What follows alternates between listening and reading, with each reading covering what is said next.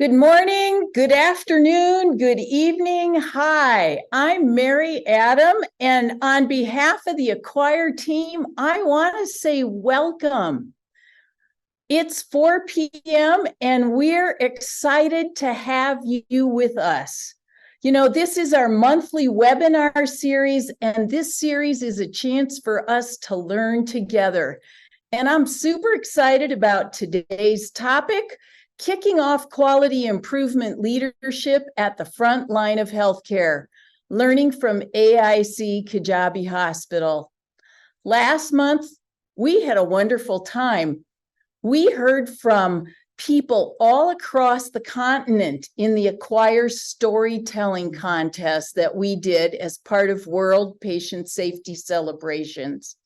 I can encourage you, check out that webpage and see what people did to use the science and methods of quality improvement to learn from their own data and drive change that makes a difference at the front line.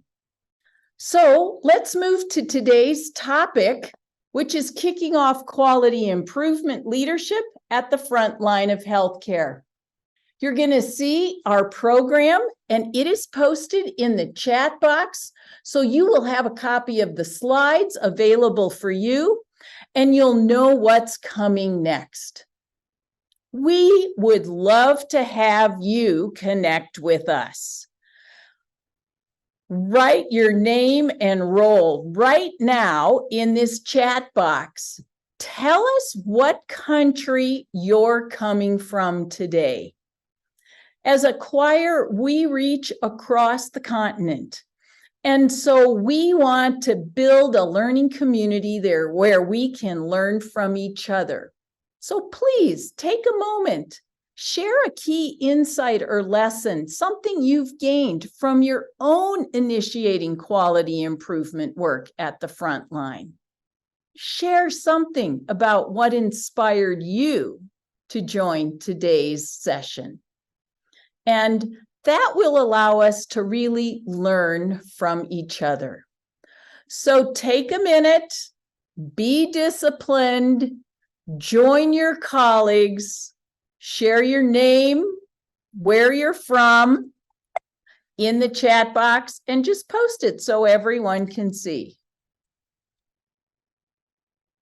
I'm doing it right now.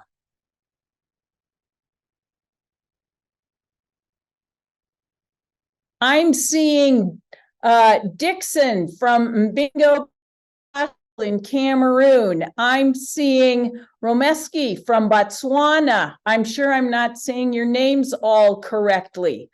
And many others. Please, as we move forward, put where you're joining us from. I'm delighted to see Maureen and Elijah, Stephanie Anguka, many friends, from improvement managers to physicians to nurses, all of you, welcome, welcome, welcome. And I want to move into just a couple of housekeeping rules. One of the great gifts of COVID is that we now all know how to do Zoom. And so let's move to the next slide and take care of a few housekeeping things. Please try to keep your microphones muted unless we ask you to turn them on. Please, all through this session, put your questions in the chat box. We want to answer them. We'd encourage you to tweet to us at Acquire Health, our hashtag, or use the hashtags healthcare quality and frontline leadership to tweet. And please ensure privacy and confidentiality of all participants. If you're interested in continuing professional development and you're a physician in Kenya, you'll see this prompt at the end of our webinar. At that time, we'll need your name, email, current workplace, and we'll be happy to support you with CPD points at the end of our session. So let's move on because some of you are brand new to Acquire. And so let me introduce you. For some of you, you might be asking yourself, what can Acquire do to improve health at the front line? And I want you to know that at Acquire, we exist to bridge the no-do gap by training frontline health workers in quality improvement practice. So you ask yourself, what's our solution? How do we do it? We do it using quality improvement, building capacity at the frontline healthcare worker in quality improvement, creating enabling environments for evidence-based QI practice within their institutions, and fostering a community to drive the uptake of QI practice. So without further ado, I'm going to introduce you to today's speaker. I am delighted at who's joining us. You can read their bios in the program that's in the chat box as a PDF, but I want to move right into talking directly with them. And so let's learn together. I'm going to be directing our first question to Dr. Faith Lillay. Faith is a family medicine consultant. She is the first quality that Kijabe Hospital ever had and now serves as the Director of Clinical Services. And so, Faith, let's start with the definition. Tell us about the difference between quality improvement and quality assurance, and give me an example of what's important to do QI. Thank you, Mary. Thank you, Acquire team, for organizing this and previous meetings. And thank you to the participants for finding time to come. When I think of QI, quality improvement and quality assurance, I think of three main differences. And not to say that they're bad, I think that both are essential. I think that it's essential to have both quality assurance and quality improvement. But I think of three main reasons, and at the end you might see I have a bias of one over the other. The first is on who initiates the conversation. Our hospital leadership might still decide that we need to embark on a quality assurance process, but the person or the body that dictates the goal that you have is an external body. Normally, it's an external assurance process. Example would be like the Kenya Quality Model of Health, Safe Care, JCI, ISO. All of them come and tell you these are the standards that you need to attain for these reasons, and you're assessed on whether you hit those standards, and there are sometimes repeat assessments to retain your certification. When I think of quality improvement, the person who speaks of what the goal is the individual or a team in the hospital. It's a team or a person to say, I am not happy with something, how something is running, and you get a team to ask yourselves, why is it not working? What can we do different? Has what we have done worked or not worked?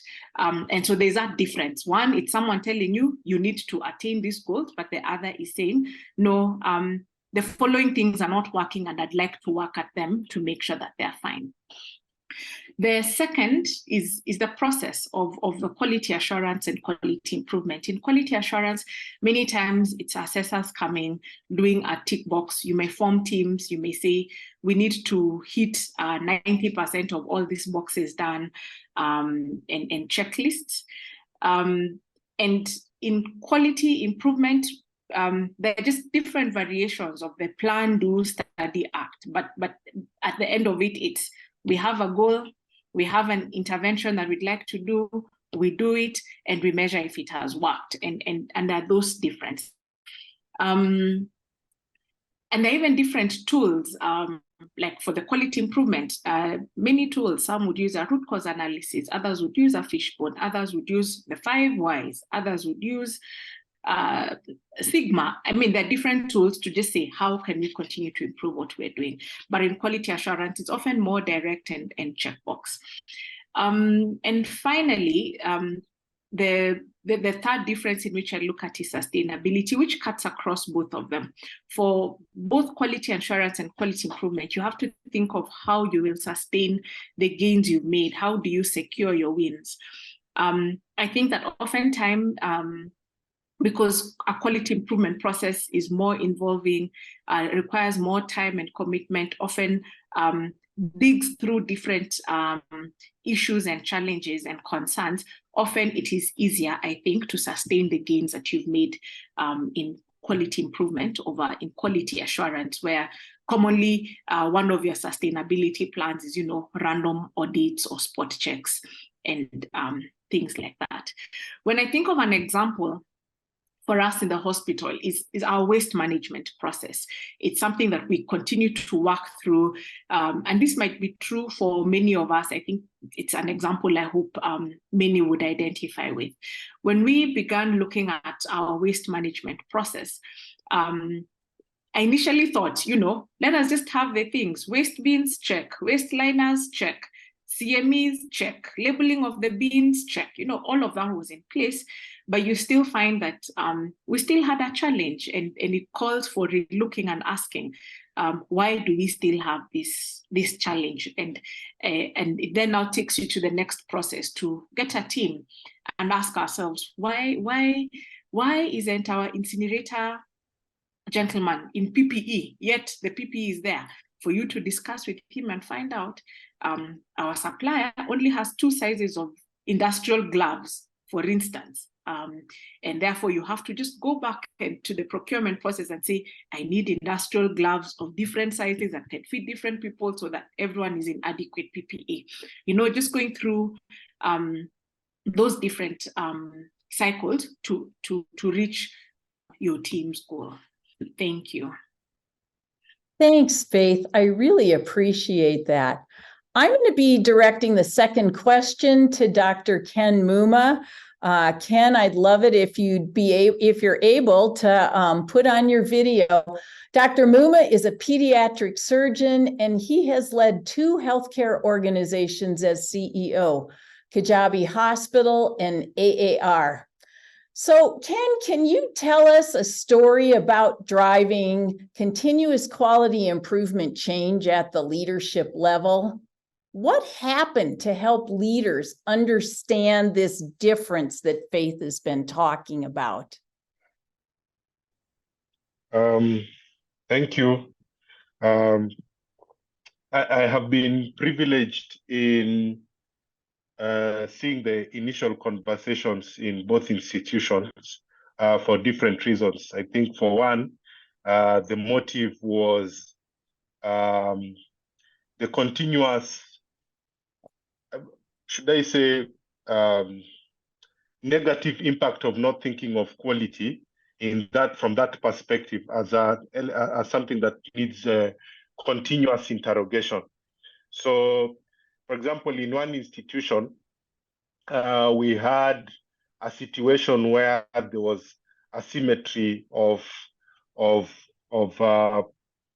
thought or of implementation of quality teams. For example, let's say you are running the surgical division, where you are meant to have patients come out with a good or a desired outcome. But then there was this linear thinking where the clinical people are responsible for quality outcomes. But then what you realize quickly is that it could be the porter or the procurement officer or the caterer or all those other support services, the non-clinical services that are contributing to certain injurious outcomes, for lack of a better word. And so what happens is that it quickly elevates this as a priority, because there continues to be consistent recurrences in the system. For example, you could have even things as bad as unexplained deaths, which keep happening over and over and over. And so such things trigger the management or the leadership to start thinking of, let's say, what I would call minimum non-negotiables. In a different setup, you could just have it coming out as a result of people who have seen a better standard and want to implement this better standard in a system. So I have seen both being incentives for leadership to act and to put it as a top priority, or to put quality at the helm. That is a strategic or becomes a strategic or governance discussion. So Ken, what kinds of things did you do to get it to be a strategic governance question? Okay. The first thing, I think you have to have to really, it's almost like create an awakening of the system to start questioning itself. So in one of the hospitals, what happened was that because of these consistencies, and we were in the process of culture change, and then you quickly realize that everything is coming back to the patient. So one thing is just making the patient the focus of the discussion. So when we were doing this culture change, we moved from, let's say, health provider-centric culture to a patient-centric culture. And so when you start having a patient-centric culture, the questions evolve around patient and patient outcomes. So that's one big thing. The second thing is, once you have that, you start to fuel that narrative, you start focusing on bringing the right people. And the right people are at all levels. For example, at governance level, for one of the institutions, we insisted that we had to have people who are of that mindset. And then, of course, at leadership level, at management level, we also put structures that bring this conversation, either through organizational structures or putting it as a consistent agenda at the leadership table. So, for example, you say that you'll be discussing this specific item, this specific topic, that is quality topic, at SMT level, and it percolates down to different departments. And then after that is when you are deriving your strategic plan and making it, documenting it so that it is a live document. It's live and it's living within the document, and crafting those KPIs that then will push it either to 1 year initiatives, to 5 years initiatives, to 10 years initiatives, based on what your priorities would be. But I think it needs to be documented, clearly articulated, and then you need to have the initiatives, and you need to have the picture of success. What would success look like? So for us, success was that when you have at least a certain number of quality projects running within the institution, and to the extent we define that as it fell under what we call bio something. When you re-engineer your system, you just re-engineer your system to be patient-centric and to start focusing on quality that focuses on the patient at the center. Yeah. Thanks, Ken. It's fascinating to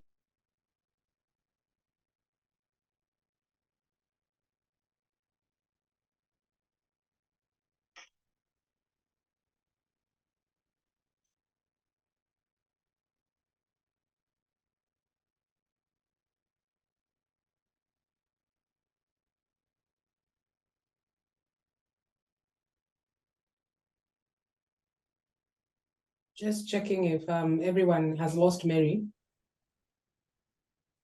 Yes, I have lost.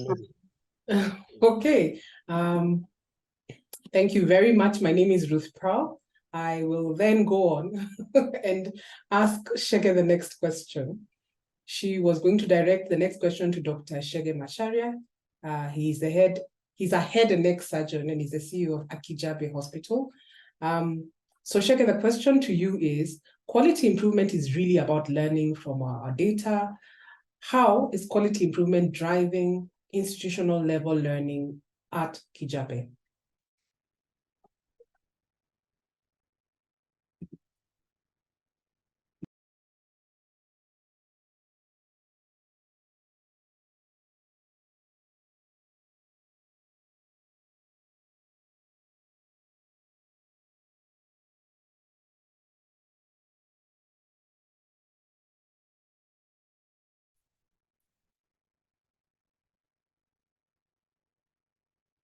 Did we lose Shege? We might have, because he and I were probably on the same internet, and we just got canned. I'm now tethered to my phone. And while Chege is re-logging on, I'm going to post a question back to Faith. Faith, if you're able, turn on your video, and I'm going to ask you, what are the things that you found that worked from the top down, and what things came from bottom up? Okay. Thank you, Mary. I think I'll pick it up from where Dr. Ken left. This has to be a conversation that is held from governance right from the top, percolating all the way down, as he said.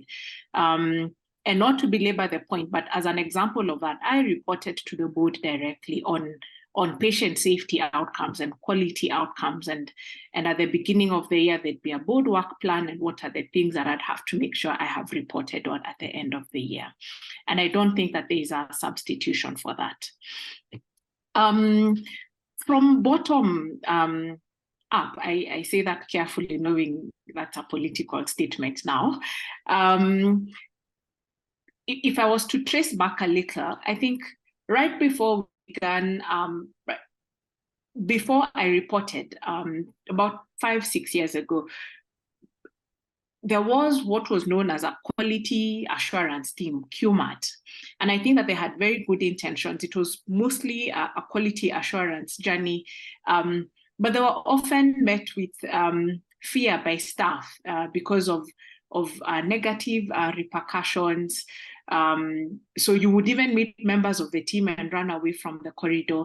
And I remember when I first reported to my role as a quality manager, that was one of the questions I had to face. Are you resurrecting that team?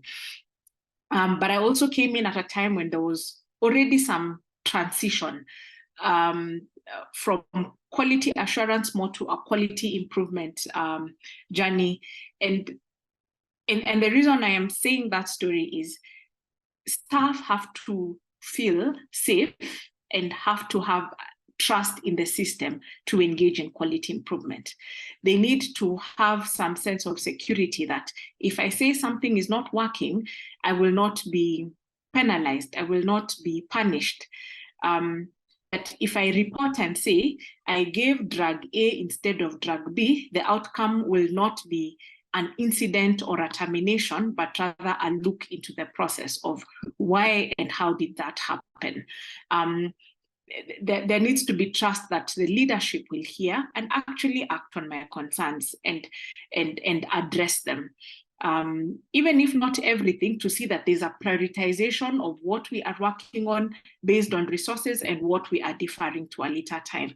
But trust by the frontline worker at every level is such an essential part of this.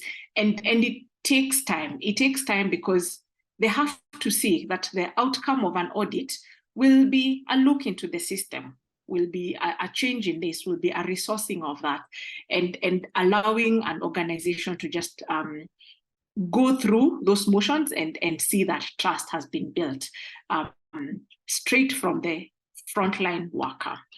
The second thing is it does take time.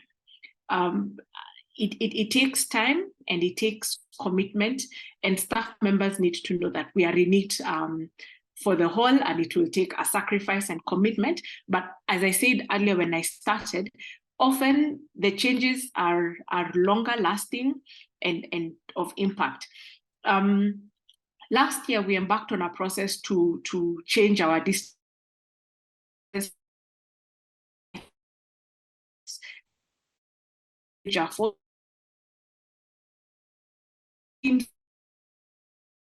Re-engineering processes, broke it down to about 6 steps. But because it was such an involving process and it involved stakeholders from so many different teams, right now I can't imagine why we had 23 steps. I even can't remember what the 23 steps were, because it has now been institutionalized, and our old process is a thing of ancient books, and now this is the process. So people need to just realize it takes time, but you get sustainable changes at institutional level. Thank you.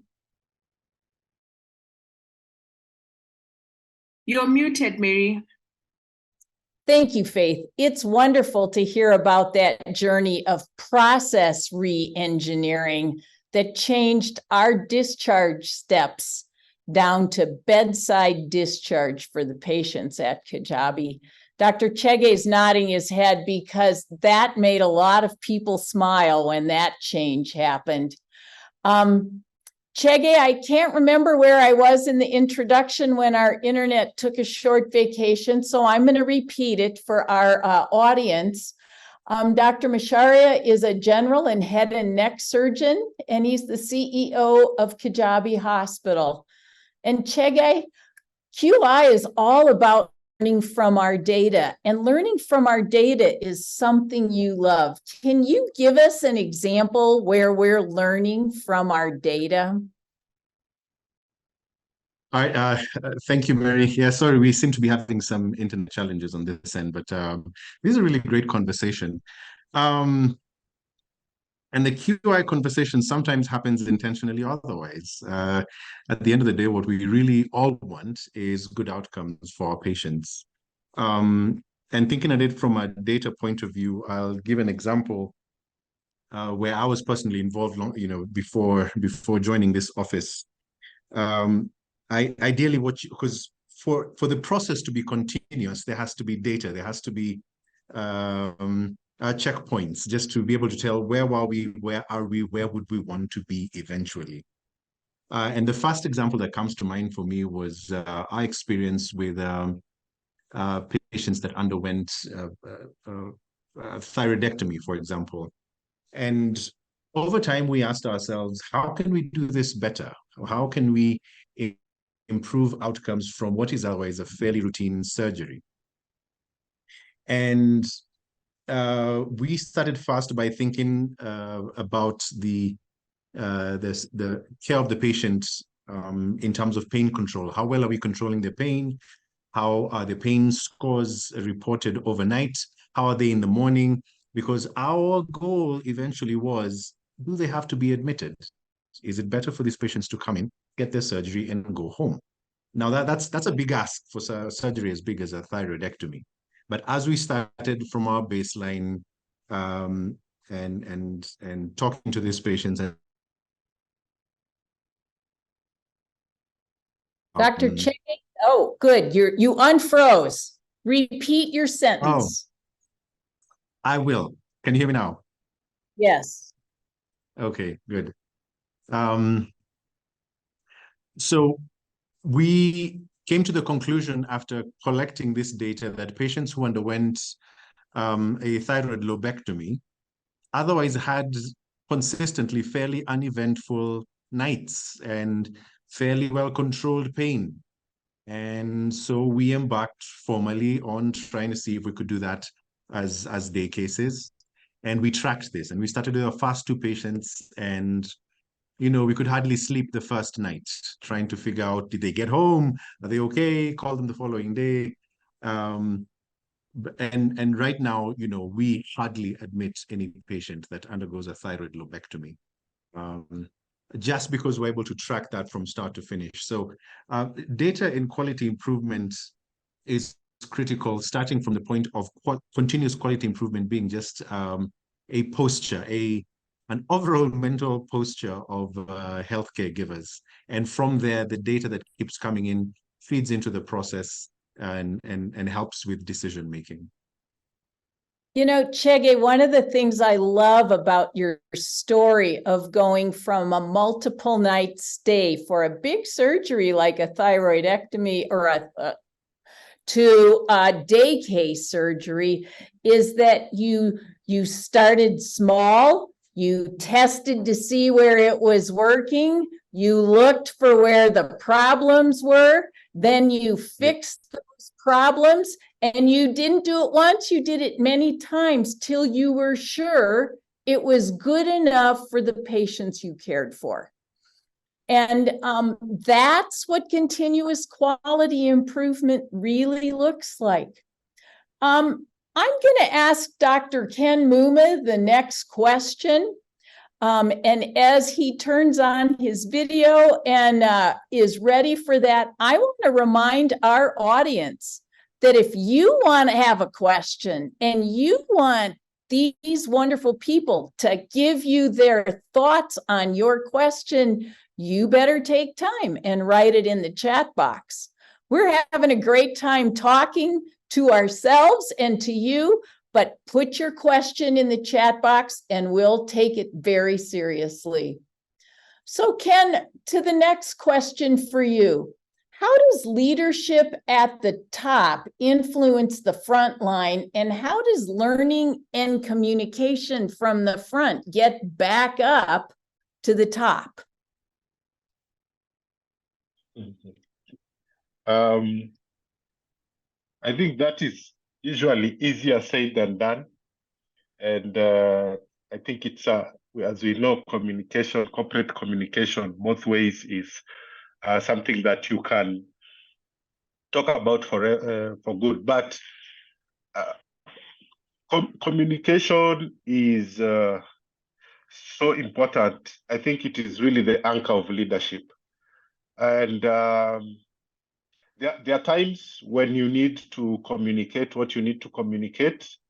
And I mean, by communicating, I mean you being the conveyor of the message. And there are times that you need to be listening because there's these messages, there's a lot of information that is coming back to you. And you need to create these highways of information.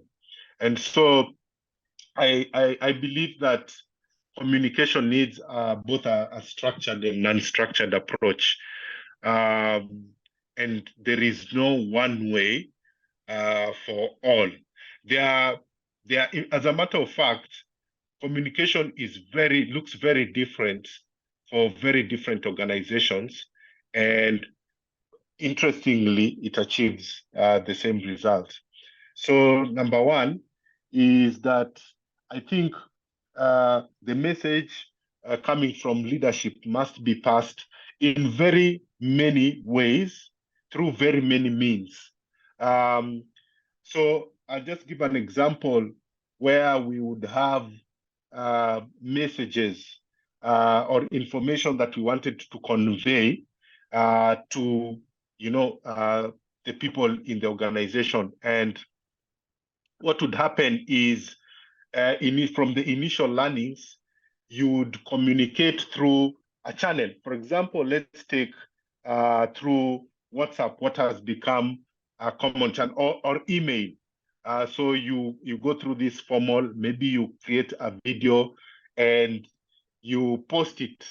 And your impression is that people should have got it. And a good example was when we were doing messages during COVID.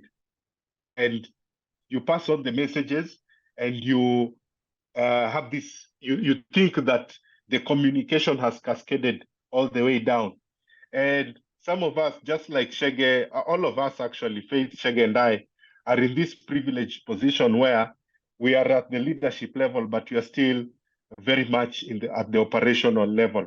So you go down to, for example, I would go to theater and test the same message and ask people whether, like you've watched the video, and people would say 80% of the people would say, we do not know, we are not aware. And so you look back in and ask, why is this not happening? And it goes down to very simple messages. For example, people saying that we can't afford data. A video means that I have to open my WhatsApp, check on the message, download the message, and then watch it. And it would be for things as simple as even PDFs, when we would send messages through WhatsApp on PDF. So you learn quickly that you cannot use one way. Communication is not a highway. It's multiple street channels, right from the highways to the back routes. You just have to find ways to cascade this information in very many ways. Just in the same way, and so you can use the structural, where you talk to your managers, expecting the managers to talk to the people below them, and it goes on cascading downwards. To be very creative in how you cascade information downwards. But in the same token, you need to be very creative in how you receive communication that is coming from what we call ground in Kenya, basically information that is coming from the roots. And again, there is really no one way of saying this is the way, but you just need, I think you need to be very creative and consistently be looking at ways to communicate to people better. And it's usually a full-time job. The worst thing that could happen is have a gap. I think there's nothing like over-communicating. There's you'd rather err on what you think is over-communication rather than lean on the side of under-communicating. And also, in the same token, when receiving information, you'd rather work with no assumptions. For example, I'm not assuming that what you were conveying has reached, or assuming that people are happy or the quality projects are ongoing. You just rather assume that you do not know and nothing is happening, and engaging people at various levels, including creating forums for engagement where you get to listen to what people are saying. Yeah. I don't know if that is what I was meant to say, but communication is very complex. Organizational communication is quite complex. One of the things you said, Ken, that I just loved, and is that the privilege of your leadership position is so enhanced by the fact that each one of you still has a foot in clinical practice. And I loved how you would go and get data. You'd announce at one level, and then you'd go to the theater and say, what did you understand or hear? And in that, you really drove home for me in your answer, how important it is to test and see if what you're doing is actually getting done. So it's our time for questions, and I'm going to ask the panel. I'm going to start sharing a question, and I'll direct the question to one of our speakers. And the first question I'm going to address to Dr. Faith. The question is, any thoughts about how to incentivize frontline clinicians to engage or initiate in continuous QI? For example, in our outpatient departments or clinics. I know that's something you've thought about, Faith. What can you share with our audience?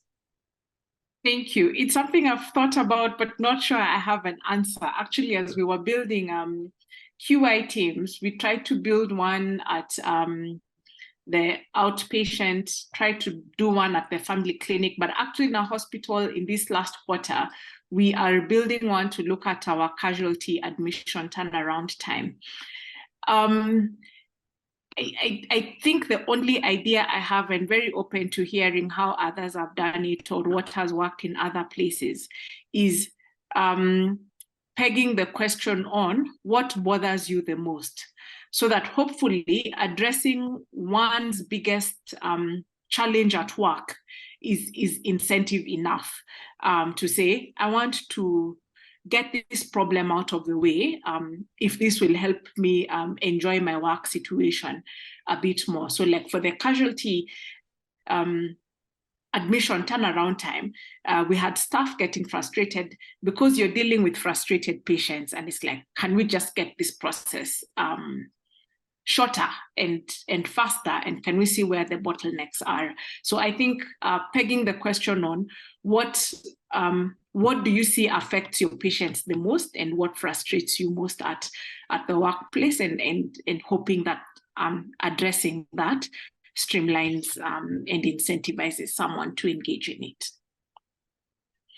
You know, there are other places you might have seen that besides casualty, where what was bugging is the thing that said, hey, let's drive this going forward. Can you think of any other examples where you've seen that, Ken or Chege? Please feel free to share your thoughts.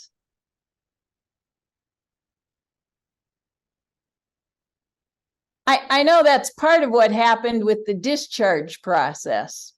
Yeah.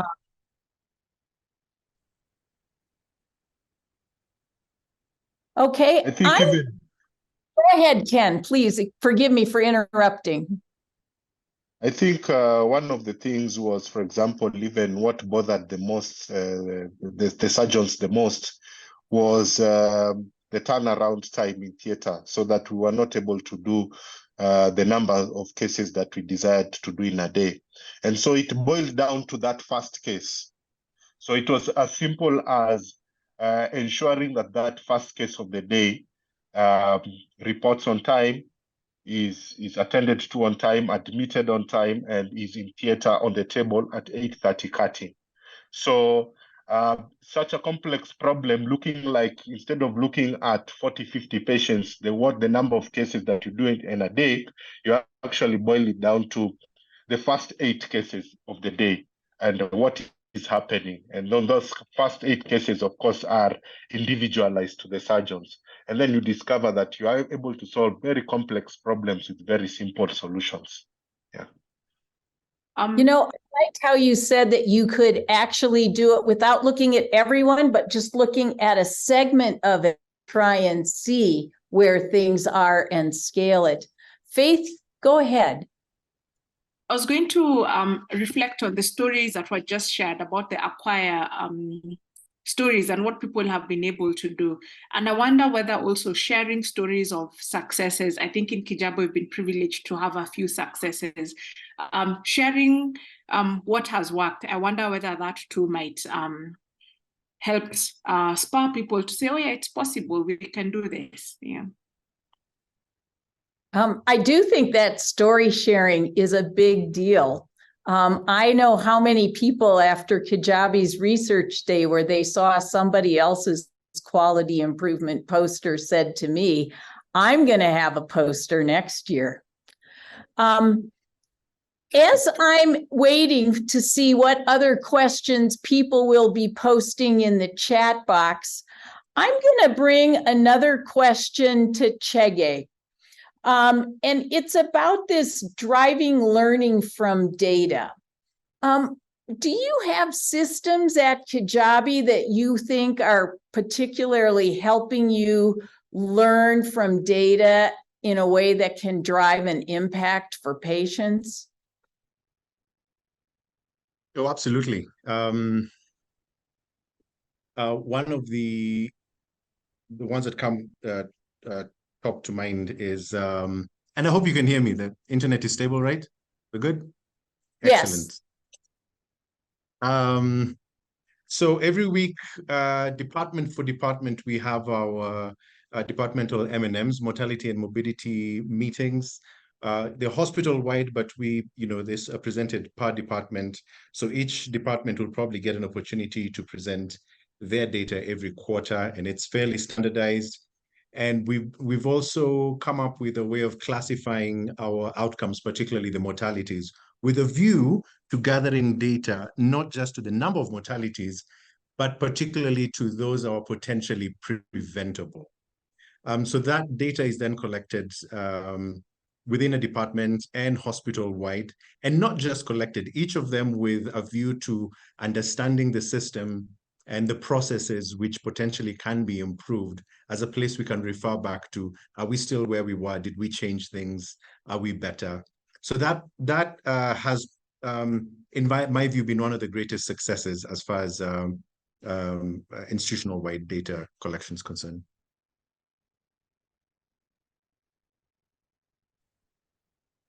Thank you. I'm particularly excited about how that institution-wide learning mechanism has driven us to look across departments so that we look at all the systems. One of the things that I thought might be fun as we look at the last time is to ask you guys individually. You know, we all have a personal journey for quality improvement. I'm going to share Evelyn's question before I share my question. And so let me go first to Evelyn's question. Evelyn asks, using data to drive decisions, how do you not get fatigued with the frontline workers in the data collection process? I'm going to let Ken start with answering that question.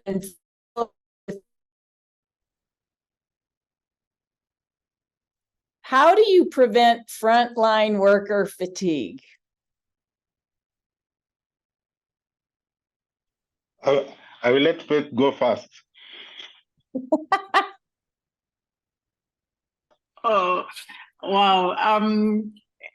I will let Shege go first. Okay, let me give an attempt before I hand over to Shege. And I think that that's a very real question, because survey fatigue, I really hear Evelyn's question.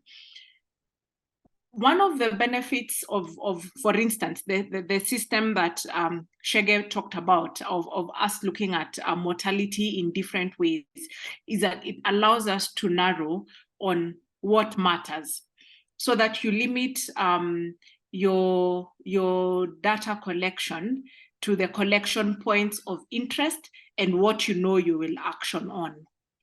So you're right, you can collect data on many things, but what are you really going to action on? And just focus on that only and collect data on that only. In my previous role as quality and safety manager, I only cared about one level of mortality.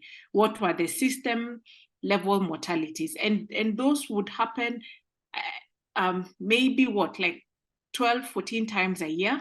But then it allows me to look at 12 critical events as opposed to looking at all mortalities in a tertiary teaching and referral hospital. So I think narrowing it down to what matters and what you have the bandwidth to act on is what is important.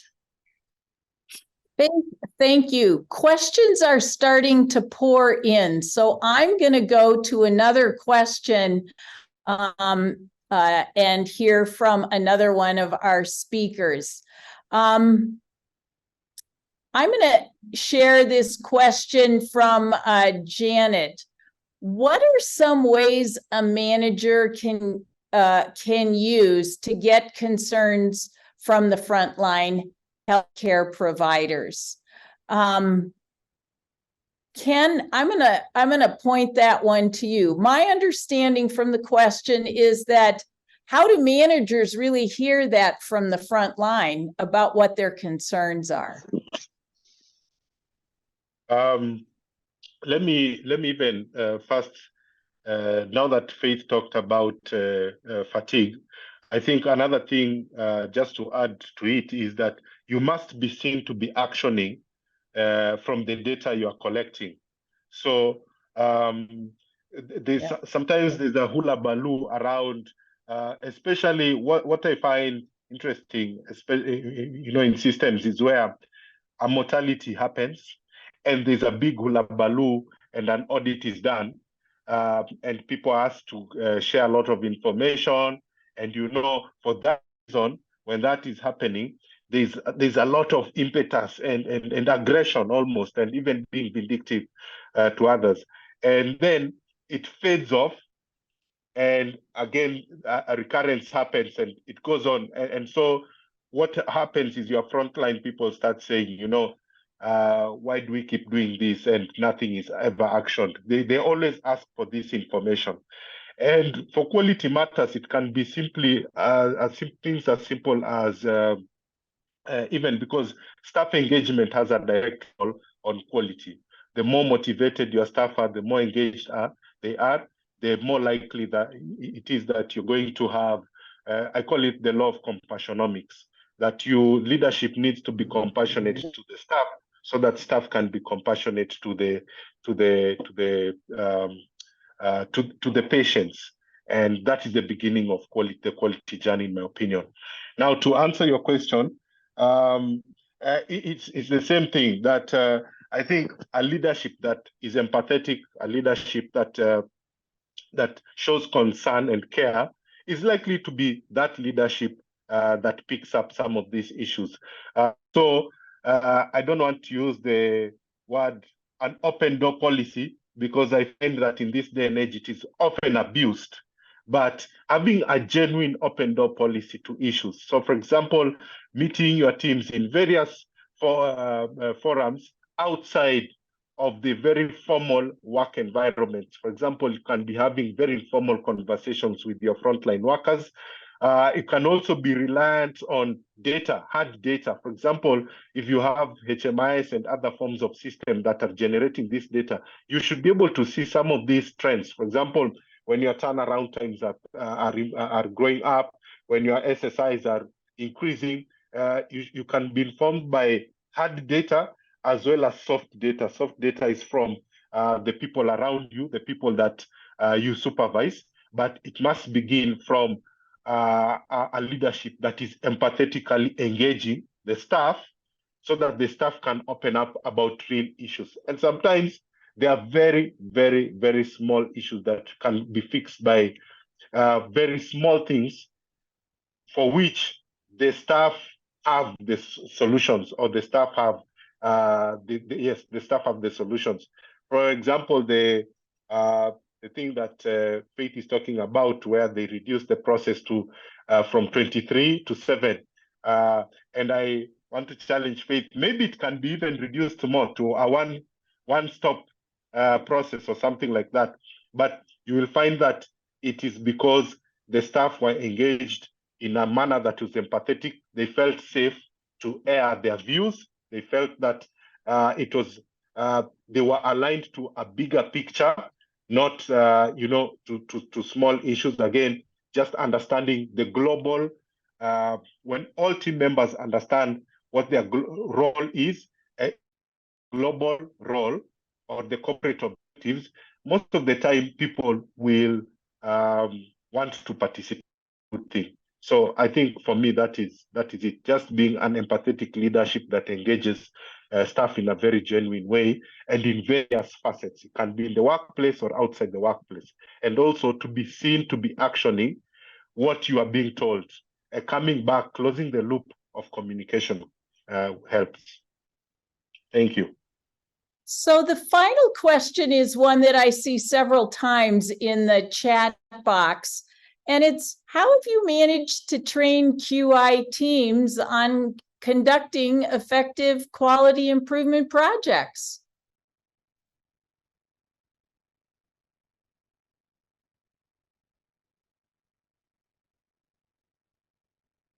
I guess I'll start with Faith, and then we'll have a closing remark from each of our speakers. Okay. Thank you. Allow me to just add on something of the last question. I think one of the things that has helped us in Kijabe is that you'd even have frontline managers, managers participating in frontline duties. I still see patients. Dr. Shege still operates.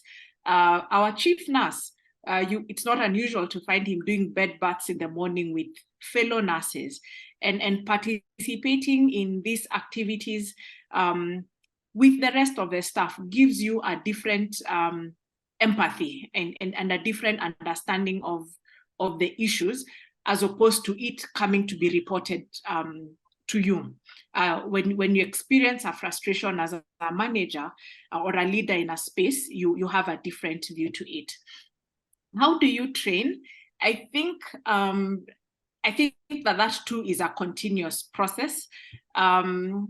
In Kijabe, we've been privileged to have different teams of people who've gotten trained, and we then enlist them to help training others. And remember, it can be in a formal, structured way, because we've had courses where we've done that, and people have gone through a 6-month process, even with a choir. But remember, at the end of the day, quality improvement journey is is as simple as what's not working, why is it not working, what can we do to make it work, have our interventions worked, yes or no, and if no, relook the question, and if yes, sustain that change, so that there is role for making it a formal, lengthy process, but then there is also this part that just says what's not working and can we make it work. I've also seen a question on which is the simple approach. In Kijabe, for instance, one team, you will always find them using a fishbone analysis. Another team will always use a root cause analysis.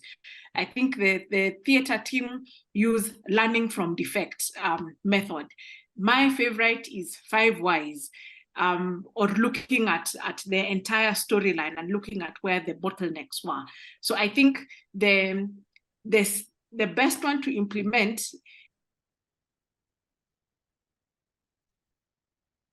Faith froze. Let's see if she comes back. But Chege, finish her sentence as if you were Faith. And the best one to implement is what, Chege? The best one to implement are the people on the ground.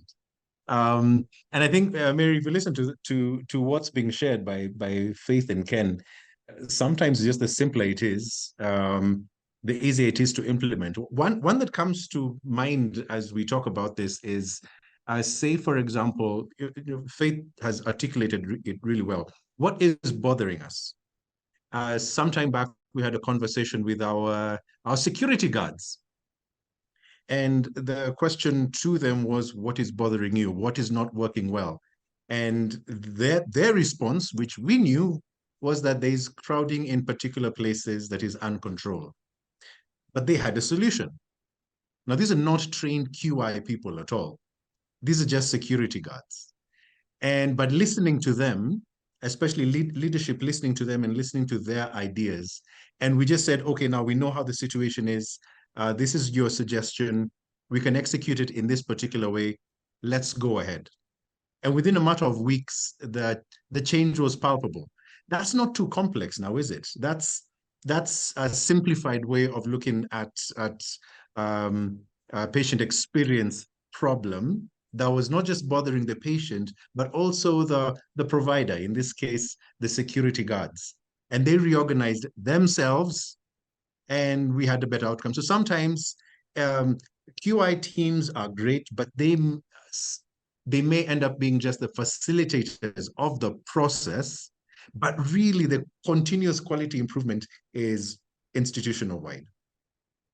That is fantastic. And you know, it's so fun to hear these stories. I could let this go on and on and on, but we made a promise to you about when we would start and when we would finish. I want to thank everyone for joining, especially our speakers. If you could put back on the share screen how to get CPD points. If you want CPD, you need to put your name and email in our chat box so we can find you and share that with you. I am also excited to say, if you liked what you heard today, come to our next webinar, join our Acquire What's Up channel, look at our website, but our next webinar is scheduled for Wednesday, November 1st. We're collaborating with SQHK and Kenyatta National Hospital to focus on strengthening healthcare quality through intentional leadership. Again, I want to say thank you to Dr. Faith, Dr. Chege, Dr. Ken. It's been a real privilege to learn with you and from you. And we look forward to all the things that can, as together we journey learning. As we close today, I'd like to see our audience give a good Zoom clap to our speakers. Let them know if you had fun, shout it out. Have fun. Thank you again. Showering out. Shout out. There we go. I see. Shiro, go back to the Thank CPD point stage. Yeah, choir. Wako nje ya nchi kwa. Again, everyone, thank you so much. We will say kwaheri, and we will leave our chat box open to make sure people have a chance to chat in their name, their email, their CPD points. Again, thank you, Dr. Faith, Dr. Chege, and Dr. Ken. Bye-bye from us at Acquire. It's been great. Looking forward to seeing you next time. Hapa andika email yangu. Eman Slema. emanslema@yahoo.com. I'm going to share one more time, and you see it on the screen. If you want CPD points and you're a medic, a physician, we can do that. Take a moment and put in your email and your name, properly spelled, so we can make sure you get what you need. Andika Manuel Lema, alafu andika hiyo email hapo. Basi andika kwenye jina. Sasa hapa hii nataka niinte hapa simeka